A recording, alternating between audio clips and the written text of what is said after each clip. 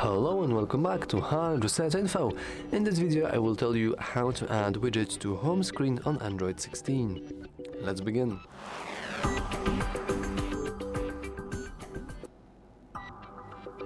So, in your home screen you want to press and hold your finger, and right here we want to click widgets.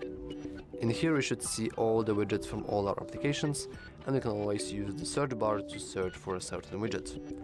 So I will now choose a random widget to add. For example, I will go with the clock, and as you can see, clock has 6 different widgets to choose from. Each of these are they're looking pretty cool. So I will go with this analog one. I will click plus icon and add. Now for example, certain widgets have a custom look to those. So we have four to choose from. We have the scallop, which is pretty goofy.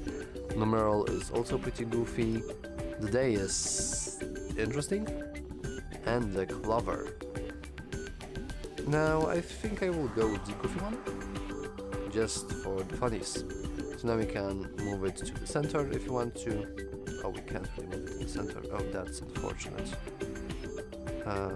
But if we press and hold, certain widgets can also be changed, through here, for example.